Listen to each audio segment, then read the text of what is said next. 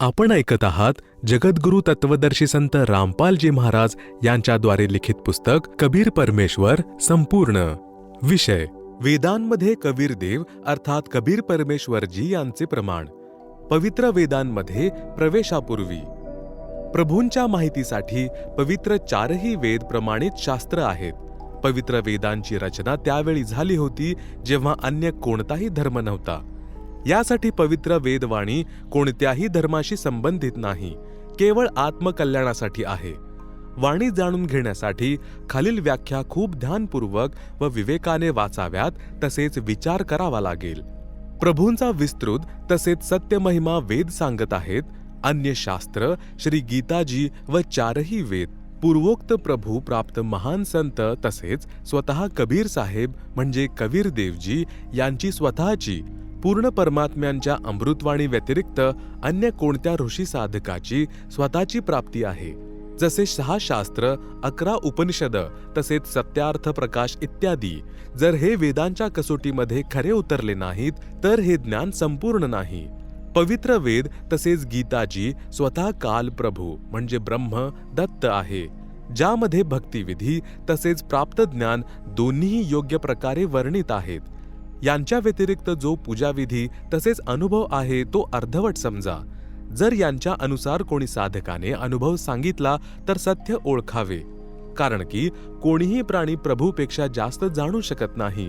वेदांच्या ज्ञानाने पूर्वोक्त महात्म्यांचे वर्णन योग्य मिळते. यावरून सिद्ध झाले की ते सर्व महात्मे पूर्ण होते. पूर्ण परमात्म्यांचा साक्षात्कार झाला आहे. तसेच सांगितले आहे ते परमात्मा कबीर साहेब म्हणजे कबीर देव आहेत. तेच ज्ञान चारही पवित्र वेद तसेच पवित्र गीताजी देखील सांगत आहे. कलियुगी ऋषींनी वेदांचं विश्लेषण भाषाभाष्य असं केलं जसे काही दुधाचा महिमा सांगितला आहे व ज्याने कधी जीवनात दूध पाहिलेच नाही व तो भाषांतर करत आहे तो असा करत आहे. पौष्टिकाहार असी पेय पदार्थ असी श्वेदसी अमृत उपमा सर्वा मनुष्यानाम पेयाम सह दुग्ध असीही. पौष्टिकाहार असी म्हणजे कोणता शरीर पुष्ट करणारा आहार आहे. पेय पदार्थ म्हणजे पिण्याचा तरल पदार्थ. असी म्हणजे आहे. श्वेत म्हणजे सफेद. असी म्हणजे आहे. अमृत उपमा अमृत सदृश आहे. सर्व म्हणजे सर्व. मनुष्यानाम म्हणजे मनुष्यांसाठी. पेयाम म्हणजे पिण्यायोग्य. सह म्हणजे ते. दुग्धः म्हणजे पौष्टिक तरल. असी म्हणजे आहे. भावार्थ केला. कोणता तरी सफेद पिण्याचा द्रव पदार्थ आहे जो अमृता समान आहे, खूप पौष्टिक आहे, सर्व मनुष्यांच्या पिण्यायोग्य आहे, ते स्वतः द्रव आहे. नंतर कोणी विचारलं तो द्रव पदार्थ कोठे आहे? उत्तर मिळाले ते तर निराकार आहे, प्राप्त नाही होऊ शकत. इथे दुग्धहाला द्रव पदार्थ लिहिले गेले तर ती वस्तू दूध कशी मिळवायची व ओळखायची ज्याची उपमा वर दिली आहे. इथे दुग्धला दूध लिहायचे होते, ज्यामुळे समजले की तो पौष्टिक आहार दूध आहे. मग व्यक्ती दूध नावाने ते प्राप्त करू शकतो. या विचार करू. जर कोणी म्हणेल दुग्धहाला दूध कसे लिहिले, हे तर वादविवादाचे प्रत्यक्ष प्रमाणच होऊ शकते. जसे की दुग्धचा अर्थ दूध चुकीचा नाही. भाषा भिन्न असल्याने हिंदीमध्ये दूध तसेच क्षेत्रीय भाषेमध्ये दुधू लिहिणे पण संस्कृत भाषेमध्ये लिहिलेल्या दुग्धाचाच बोध आहे. जसे पलवल शहराच्या जवळपासचे ग्रामीण परवर म्हणतात. जर कोणी म्हणेल परवरला पलवल कसे सिद्ध केले, मी नाही मानत. हा तर व्यर्थ वादविवाद आहे. ठीक याच प्रकारे कोणी म्हटले की कबीर देवला कबीर परमेश्वर कसे सिद्ध केले, हा तर व्यर्थ वादविवादच आहे. जसे यजुर्वेद आहे, हे एक पवित्र धार्मिक पुस्तक आहे ज्यामध्ये प्रभूंच्या यज्ञीय स्तुतींच्या ऋचा लिहिल्या आहेत. तसेच प्रभू कसा आहे, कसा प्राप्त केला जातो, सर्व विस्तृत वर्णन आहे. आता पवित्र यजुर्वेदाचा महिमा म्हणत आहे की प्रभूंच्या यज्ञीय स्तुतींच्या ऋचांचा खजिना आहे. खूप चांगला विधी वर्णित आहे. एक अनमोल माहिती आहे आणि हे लिहिले नाही की ते यजुर्वेद आहे, परंतु यजुर्वेदचा अर्थ लिहिला की यज्ञीय स्तुतींचे ज्ञान आहे. तर त्या वस्तू पवित्र पुस्तक कशा प्राप्त केल्या जाऊ शकतात? त्यासाठी लिहावे लागेल की ते पवित्र पुस्तक यजुर्वेद आहे ज्यामध्ये यज्ञीय ऋचा आहेत. आता यजुर्वेदाचा संधिच्छेद करून लिहावे. यजुर अधिक वेद सुद्धा तेच पवित्र पुस्तक यजुर्वेदाचाच बोध आहे, ज्याच्यामध्ये यज्ञीय स्तुतींच्या ऋचा आहेत. त्या धार्मिक पुस्तकाला यजुर्वेद म्हटले जाते. ठीक याच प्रकारे चारही पवित्र वेदांमध्ये लिहिले आहे की तो कबीरदेव म्हणजे कबीर परमेश्वर आहे, जे सर्व शक्तिमान, जगतपिता, सर्व सृष्टी रचनाकार, कुळाचे स्वामी, तसेच पाप विनाशक व कालच्या कारागृहातून सोडवणारा अर्थात बंदीछोड आहे. याला कबीर अधिक देव लिहिले तरी पण कबीर परमेश्वरांचा बोध आहे. कवीही अधिक देव लिहिले तरी पण कबीर परमेश्वर अर्थात कबीर प्रभूंचाच बोध आहे. यासाठी कबीर देव त्याच कबीर साहेबांचा बोध करतो. सर्व शक्तिमान, अजर अमर, सर्व ब्रह्मांडांचे रचनाकार, कुळाचे स्वामी आहेत. कारण की पूर्वोक्त प्रभू प्राप्त संतांनी आपल्या आपल्या मातृभाषेमध्ये कबीरला कबीर म्हटले आहे, तसेच वेदला बेद म्हटले आहे. यासाठी व आणि ब चे अंतर झाल्याने पण पवित्र शास्त्र वेदांचाच बोध आहे. विचार करा, जसे कोणी इंग्रजी भाषेत लिहिले की God Kabir is all mighty, याचा मराठी अनुवाद करून लिहिला. कबीर वा कबीर परमेश्वर सर्व शक्तिमान आहेत. आता इंग्रजी भाषेत तर हलंतची व्यवस्थाच नाही. नंतर मातृभाषेमध्ये यालाच कबीर म्हणू व लिहू लागले. हेच परमात्मा कबीरदेव म्हणजे कबीर परमेश्वर 3 युगात नामांतर करून येतात, ज्यामध्ये त्यांची नावे असतात.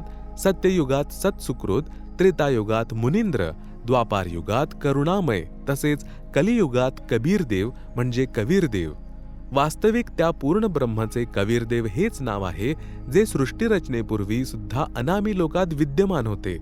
त्यांचे उपमात्मक नाव सत्पुरुष, अकाल मूर्त, पूर्ण ब्रह्म, अलख पुरुष, अगम पुरुष, परम अक्षर ब्रह्म इत्यादी आहे. त्याच परमात्म्यांना चारही पवित्र वेदांमध्ये कबीर मितौजा, कबीर अंगारी, कबीर अग्नी, तसेच कबीर देव म्हटले आहे आणि सर्व शक्तिमान, सर्व सृष्टी निर्माता म्हटले आहे. पवित्र कुराण शरीफमध्ये सूरत फुरकानी 25 आयत 19, 21, 52, 58, 59 मध्ये सुद्धा प्रमाण आहे. अनेकांचा विरोध आहे की जो शब्द कबीर देव आहे त्याचा संधिच्छेद केल्याने कवीही अधिक देवहा बनतो.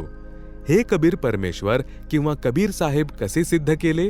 व ला ब तसेच लहान ईच्या मात्रेला मोठी ई ची मात्रा करणे हे न समजणारे आहे. चला विचार करू. एका ग्रामीण मुलाला सरकारी नोकरी लागली, ज्याचे नाव कर्मवीर श्री धर्मवीरचा मुलगा. सरकारी नोंदणीमध्ये करमबीर श्री धरमबीरचा मुलगा व धरमबीर श्री प्रतापचा मुलगा गावच्या चौकीदाराच्या रजिस्टरमध्ये जन्माचे वेळी लिहिले होते. सरकारतर्फे नोकरी लागल्यानंतर शहानिशा केली जाते. एक सरकारी कर्मचारी चौकशीसाठी आला. त्याने विचारले, कर्मवीर श्री धर्मवीरचा मुलगा, त्याचे घर कोणते आहे? त्याची अमुक विभागमध्ये नोकरी लागली आहे. गावात कर्मवीरला कर्मा, त्याचे वडिलांना धर्मा, तसेच त्याचे आजोबांना प्रता इत्यादी उर्फ नावाने ओळखत होते. लोकांनी सांगितले की या नावाचा मुलगा या गावात नाही. बरीच विचारपूस केल्यानंतर एक मुलगा जो कर्मवीरचा वर्गमित्र होता त्याने सांगितले की हे कर्माच्या नोकरीचे बाबतीत आहे. तेव्हा त्या मुलाने सांगितले की हाच कर्मबीर उर्फ कर्मा तसेच धर्मबीर उर्फ धर्मा आहे. नंतर त्या कर्मचाऱ्याला शंका आली की कर्मबीर नाही कर्मवीर आहे. त्याने सांगितले, चौकीदाराची वही आणा. त्यामध्ये सुद्धा लिहिले होते, प्रतापचा मुलगा धरमबीर, धरमबीरचा मुलगा करमबीर. पूर्ण र आणि व च्या ठिकाणी ब तसेच छोटी मात्रा लागली होती. तरी सुद्धा तो मुलगा कर्मवीरच सिद्ध झाला. कारण की गावचे जमीनदार तसेच प्रमुख यांनी सुद्धा साक्ष दिली की निसंशय मात्रा छोटी मोठी किंवा र अर्धा किंवा पूर्ण आहे. मुलगा खरेच या गावचाच आहे. सरकारी कर्मचाऱ्याने म्हटले, जमीनदाराने आपल्या हाताने लिहून द्यावे. जमीनदाराने लिहून दिले, मी धर्मवीरचा मुलगा कर्मवीरला ओळखतो, जो याच गावचा रहिवासी आहे, आणि सही करून दिली. निसंशय जमीनदाराने वीरमध्ये छोटी ईची मात्रेचा तसेच करममध्ये मोठा रचा प्रयोग केला आहे. परंतु सही करणारा गावचा गणमान्य व्यक्ती आहे. कोणासही कोणती हरकत असू शकत नाही, कारण की नावाची अक्षर रचना चूक नसते. ठीक या प्रकारे पूर्ण परमात्मा यांचे नाव सरकारी दस्तावेज म्हणजे वेदांमध्ये कबीरदेव आहे, परंतु गाव म्हणजे पृथ्वीवर आपापल्या मातृभाषेमध्ये कबीर, कबीर, कबीरा, कबीरन इत्यादी नावाने ओळखले जातात. त्या जमीनदारांनी डोळ्यांनी पाहिलेले वर्णन आपल्या पवित्र वाणीमध्ये खात्रीने साक्ष देत आदरणीय पूर्वीच्या संतांनी कबीरदेव यांना हक्का कबीर, सतकबीर, कबीरा, कबीरन, खबीरा, खबीरन इत्यादी लिहून सही करून ठेवली आहे. वर्तमान सन 2006 पासून जवळपास 600 वर्ष अगोदर जेव्हा परमात्मा कबीरजी म्हणजे कबीरदेवजी स्वतः प्रकट झाले होते, त्यावेळी सर्व सद्ग्रंथांचे वास्तविक ज्ञान लोकोक्ती, दोहे, चौपाया, शब्द अर्थात कवितांच्या माध्यमातून साध्या सोप्या भाषेत सामान्य लोकांना सांगितले होते. ते तत्वज्ञान त्यावेळी संस्कृत भाषा व हिंदी भाषेच्या ज्ञानी लोकांनी असे सांगून धडकावून लावले की कबीरजी तर अशिक्षित आहे. यांचे द्वारा सांगितलेले ज्ञान आणि त्यामध्ये वापरलेली भाषा व्याकरणाच्या दृष्टीने ठीक नाही. जसे कबीरजी यांनी सांगितले आहे, कबीर बेद मेरा भेद है, मैं न बेदो माही, जोन बेद से मैं मिलू ये बेद जानते नाही. भावार्थ, परमेश्वर कबीर बंदी छोडजी यांनी म्हटले आहे की जे चारही वेद आहेत ते माझ्याविषयीचे ज्ञान सांगत आहेत, परंतु या चारही वेदांमध्ये वर्णित विधींद्वारे मी म्हणजे पूर्ण ब्रह्म प्राप्त होऊ शकत नाही. ज्या वेद म्हणजे स्वसम अर्थात सूक्ष्म मध्ये माझ्या प्राप्तीचे ज्ञान आहे ते चारही वेदांचे जाणकार नाही जाणत.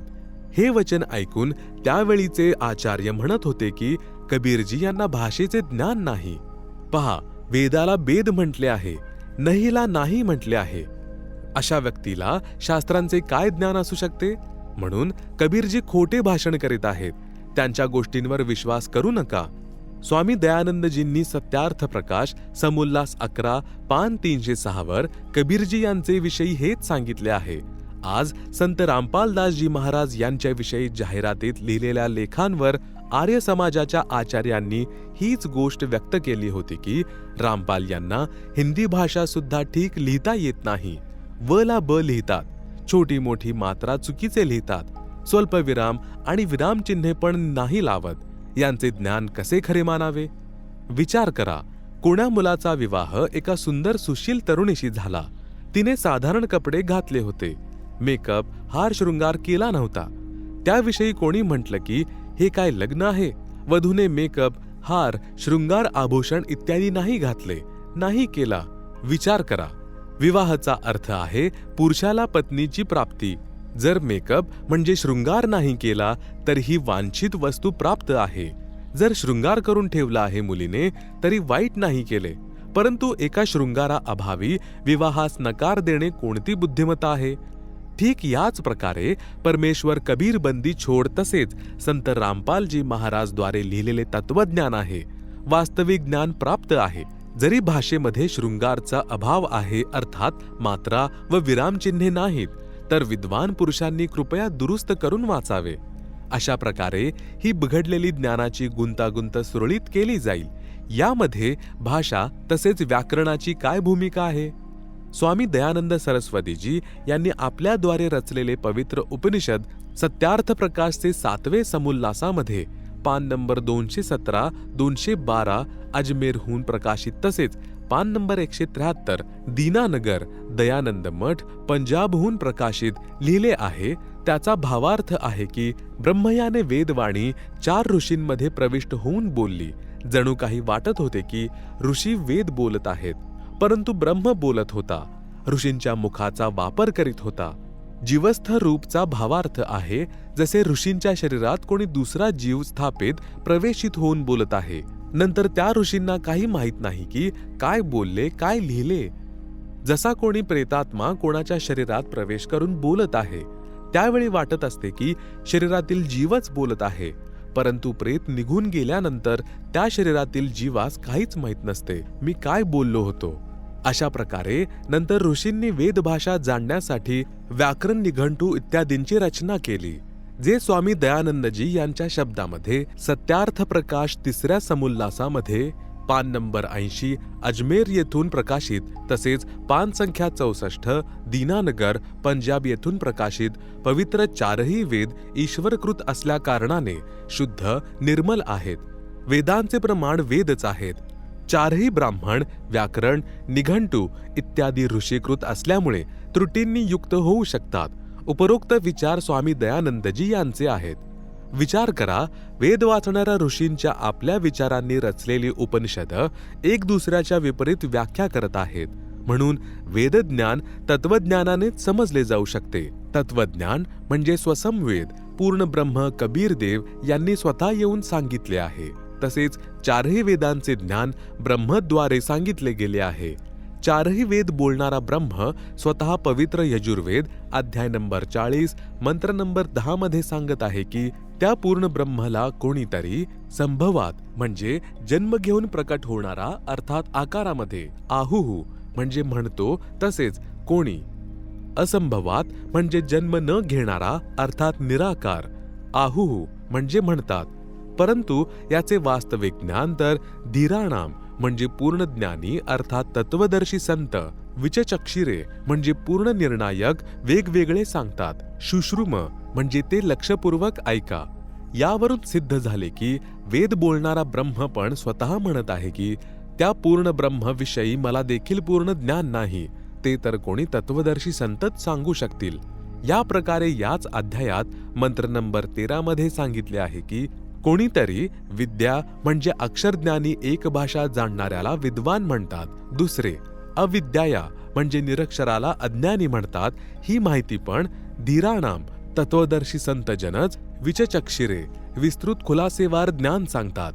तत म्हणजे ते तत्वज्ञान त्यांच्याकडूनच. शुश्रूम लक्षपूर्वक ऐका अर्थात ते तत्वदर्शी संतच सांगतील की विद्वान अर्थात ज्ञानी कोणी आहे तसेच अज्ञानी अर्थात अविद्वान कोण आहे. विशेष उपरोक्त प्रमाणांचं विवेचन करून सद्भावनापूर्वक पुनर्विचार करा. तसेच व ला ब तसेच ह्रस्व दीर्घ मात्रांच्या शुद्ध अशुद्धीनेच ज्ञानी व अज्ञानी ओळख होत नाही, ती तर तत्वज्ञानानेच होत असते. कबीरदेव कबीर परमेश्वरांच्या विषयामध्ये व ला ब कसे सिद्ध केले आहे? छोटी ई ची मात्रा मोठी ई ची मात्रा कशी सिद्ध होऊ शकते? या वादविवादामध्ये न पडता तत्वज्ञान समजायचं आहे.